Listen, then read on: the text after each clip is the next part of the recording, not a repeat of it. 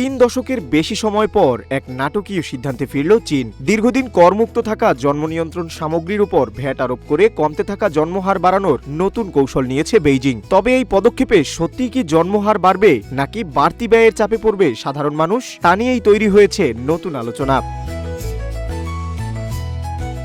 1993 সালে জনসংখ্যা নিয়ন্ত্রণে মরিয়া হয়ে চীন সরকার কন্ডোম, পিল সহ সব ধরনের জন্ম নিয়ন্ত্রণ সামগ্রীকে করমুক্ত করার ঘোষণা করেছিল, যাতে মানুষ জন্ম নিয়ন্ত্রণ পরিকল্পনায় উৎসাহিত হয়।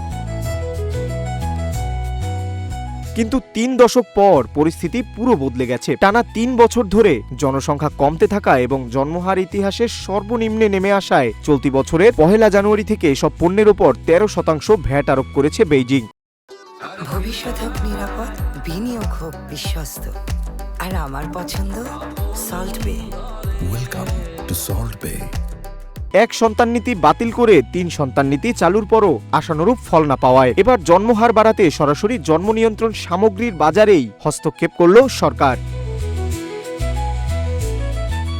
বিশ্লেষকদের মতে সরকার বার্তা দিতে চায় যে পরিবার বড় করাটাই এখন অগ্রাধিকার। যেখানে কন্ডোমের দাম বাড়বে সেখানে শিশু যত্ন বা বয়স্কদের সেবায় কর ছাড় দিয়ে ভারসাম্য তৈরির চেষ্টা করছে শি জিনপিং সরকার। তবে এই কর কেবল বাণিজ্যিক পণ্যের জন্য। সরকারি পরিবার পরিকল্পনা কেন্দ্রগুলোতে সীমিত পরিসরে এখনো বিনামূল্যে জন্ম নিয়ন্ত্রণ সামগ্রী পাওয়া যাবে, কিন্তু সাধারণ মানুষের বড় অংশই নির্ভর করে ওষুধের দোকান বা অনলাইন শপের উপর, যেখানে এখন বাড়তি 13% অর্থ গুনতে হবে।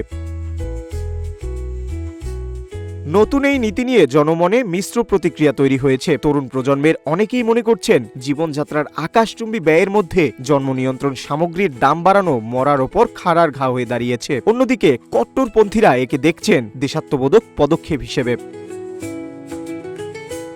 চীনের এই ট্যাক্স থেরাপি শেষ পর্যন্ত দম্পতিদের সন্তান নিতে আগ্রহী করবে কিনা তার সময়ই বলে দেবে। তবে এটি নিশ্চিত যে বেইজিং এখন জনসংখ্যা নিয়ন্ত্রণে নয়, বরং জনসংখ্যা বাড়াতে সব ধরনের কঠোর ও নমনীয় পন্থা প্রয়োগে বদ্ধপরিকর। নিউজ ডেস্ক, রূপালী বাংলাদেশ।